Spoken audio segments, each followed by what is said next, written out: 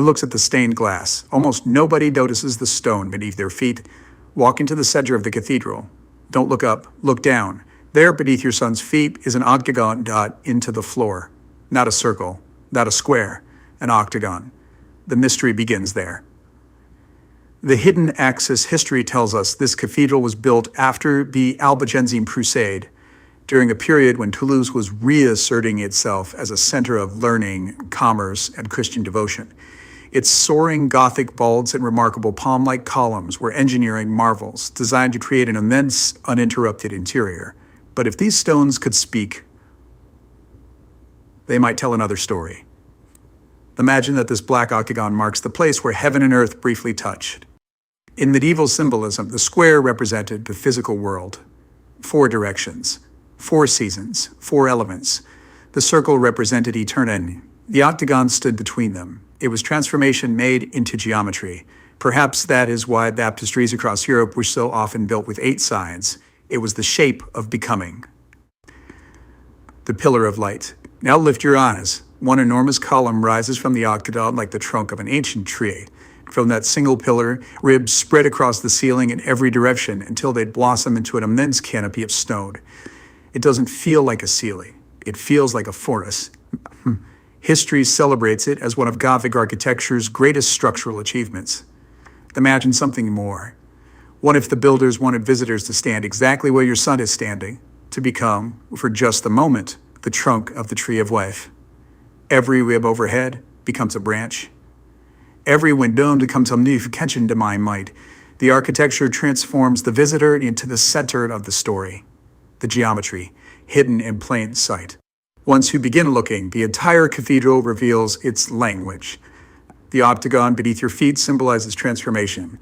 The single central pillar becomes the axis mundi, the world axis, loud in mythologies across cultures. The vault ribs radiate like a mandala, converging at carved bosses that resemble flowers unfolding from a central scene. The pointed Gothic arches channel the eye upward in repeated rhythms. The paired rose windows introduce circular perfection into a world of vertical ascent. The cross-shaped paving divides the floor into a symbolic wrap of 4 directions, with the octagon acting as the meeting point. The building isn't random. Its geometry teaching theology without a single written word, the language of light. Then notice something remarkable. Almost every stained glass window is tall and narrow, like tuning forks. Morning light enters as blue, afternoon arrives at gold. Toward evening, the reds awaken. The cathedral doesn't merely contain light, it performs with it. As the sun moves, the interior changes character, almost as though the building itself is keeping time, resonance.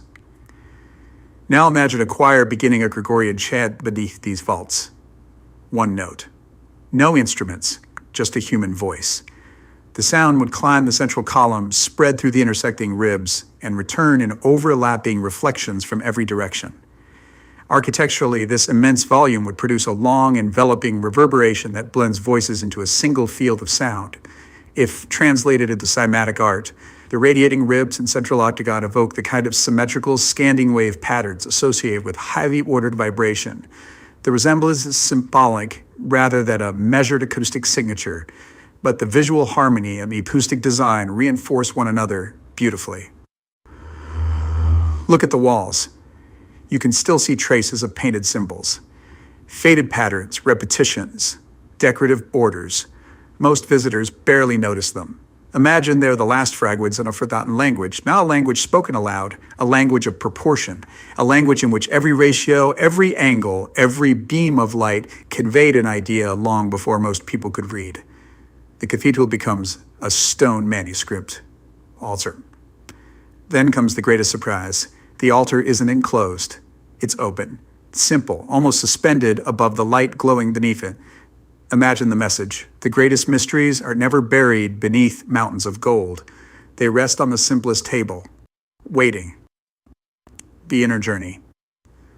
Carl Jung believed that every person carries within them a hidden center, the self, from which life becomes ordered. Perhaps that's what this cathedral has been pointing toward all along. Not the altar, not the stained glass, not even the soaring vaults, the center, the place where your son is standing. Because every pilgrimage eventually leads to the same discovery. The